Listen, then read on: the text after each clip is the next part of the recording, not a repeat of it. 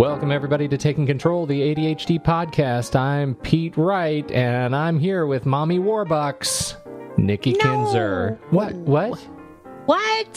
That's a crazy name. You know, it's my homage to Annie. That's just weird. I could picture a wealthy, the doyenne of Main Street, bald Nikki Kinzer as Annie's... No, you're calling me bald?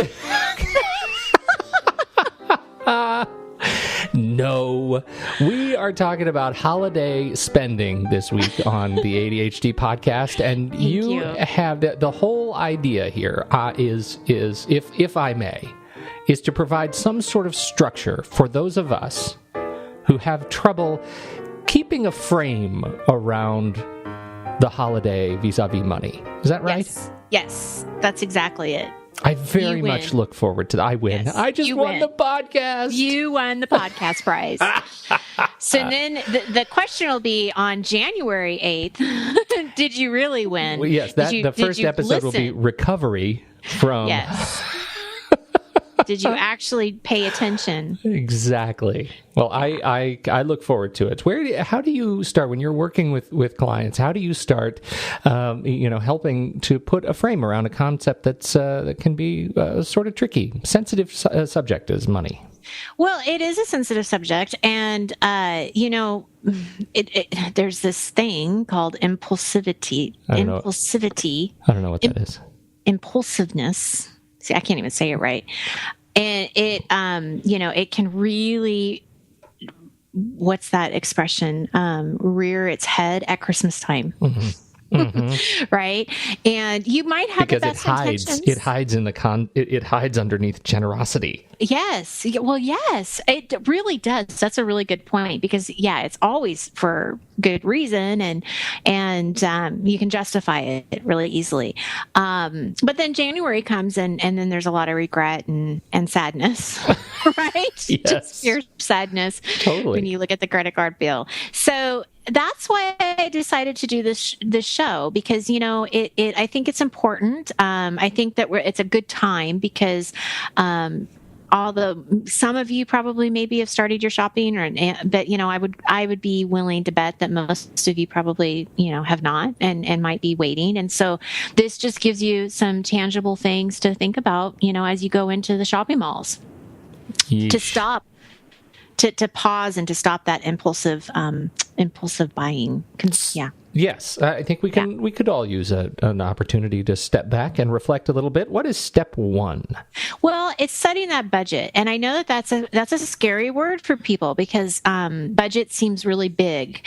And I'm not asking you to do a home budget because that is a big project. It scares me.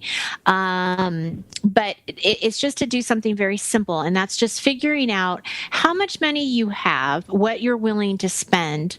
Ideally what you would like to spend on the holidays. And you have to include gifts, of course, but also if you're planning on any, are you hosting any parties, any kind of additional costs that might come. Travel could be something that you have to think about. So really maybe, take a piece of paper out and just sort of brainstorm what are the things that I'm going to have to purchase this holiday season and how much money do I really have to do that with. And so that's also looking at your bank account, your savings account, and being realistic. Taking that a little bit a step further is writing down everybody that you plan on buying a gift for. I think this really helps, knowing who you have to buy for and how much money you want to spend. So you're kind of budgeting that way as well. And if you already have some ideas of what you want to get that person, I would, put that sort of to the side as well, because I think the more planning and preparation you can have before you actually go shopping, the better it is, and the least likely you're going to do those impulse purchases. So what do you do once you have this budget in your shopping list? How do you take that so that because it doesn't, the impulsivity doesn't really rear its head when you're planning. It rears its head at the cash register. Yeah. When you're shopping. So how do you translate all of this great intention into practical ways to stay cool-headed? Yeah. So when you're out shopping, I've got a couple of different tips for you to do. You got to have your budget with you, right? So you're going to have your list and your budget with you. And so you're already going to know kind of what you have in mind when you're shopping, like what you're going to be doing when you're shopping, who you're buying for and all that. Bring cash. That's a great way of making sure you don't go over your budget. Leave your credit cards at home so you're not even tempted. And when the cash is gone, it's gone. And so it takes a little bit of planning and thought and time, right? Mm-hmm. Than just going shopping and buying whatever it is that you want or what you think somebody else would want. You do have to be a little bit more conscious and careful when you're out there. Now, in order to do this, bring a friend if that would help you, if you don't want to do it by yourself, and let them know what your plan is, and they can keep you accountable, right? I'm huge on accountability. So bring that friend, have them look at the list, let them know what you're doing, and they can kind of keep you accountable. They can also help you with, if you find something that you want to buy, they can start asking you questions about it, which you don't have when you're doing this by yourself, right? But what this does is it kind of instills that pause button that you need to have. It makes you stop and think, is this something that I truly want to do? Is it important? And how is this going to affect the rest of my budget? I mean, all these kinds of questions can kind of come up. And it just, again, it provides you that time to reflect and really make a good decision than to react and make a bad decision. Oh, yeah, that's important. The other tip kind of on top of that is if you want to take even more time to think about it, put the item on hold for 24 hours and then come back later. If it's truly important, you'll come back. Sometimes people just won't think it's worth the travel, or the time to go back in. And so that, again, can kind of tell you how important it really is. So those are some kind of just tangible things to do when you're actually shopping. But then we have this idea about changing the way you think about what a gift could be. Well, that's right. And we've talked about this in past kind of holiday episodes of really considering less expensive gifts. And I'm still such a believer of this. The gift of your time is priceless. I mean, and it's nothing to you as far as cost goes, but it's priceless to somebody else. And not that I'm saying that you don't think your time is value, but you know what I'm saying. But offer babysitting, offer yard work, house cleaning, grocery shopping. Maybe it's a meal that you plan and bring over for a night, so that the family doesn't have to worry about cooking. Whatever it is, those things are so generous and so appreciated, and they just don't happen often. Right? It's just not something that happens. And so it can be a really generous thing to do. Homemade gifts, baked goods, homemade projects from your kids, all of those things can be really meaningful and something that doesn't cost, a ton of money. And then you can still do things that are really thoughtful without spending a lot of money. And I like to kind of, I like themed gifts. And so, for example, if I know somebody likes coffee, I might get them like a $10 or $5 gift card to a coffee shop with a little coffee cup, right? Mm-hmm. So you're not spending a lot of money. You're spending maybe $15 at the most, but it's just a nice little gift of giving them something that they like. You can do the same thing with like somebody who loves to bake. Maybe get them a new mitt and a spoon, and wrap it up in a nice bow or whatever. I mean, there's a lot of different things you can do that are just not that expensive, but still really thoughtful and can make a huge, difference to somebody. Go make a meal for a family friend. I really like that idea. Go over there and treat somebody to a really nice meal in their own kitchen. Absolutely. And then do the cleanup. And do all the work. Don't just leave it there. Yeah. Right. But I mean, it's just such a nice thing to do. My last tip is really just sort of putting everything together, and that's just being really mindful. This is going to take a conscious effort on your part. You're going to have to pay attention. And that's why it's really helpful if you have a friend with you and you set up some of these things at the beginning, because you're really going to have to sort of go into it very intentional. And that's going to help you be able to put that pause button in front of you and not be so impulsive.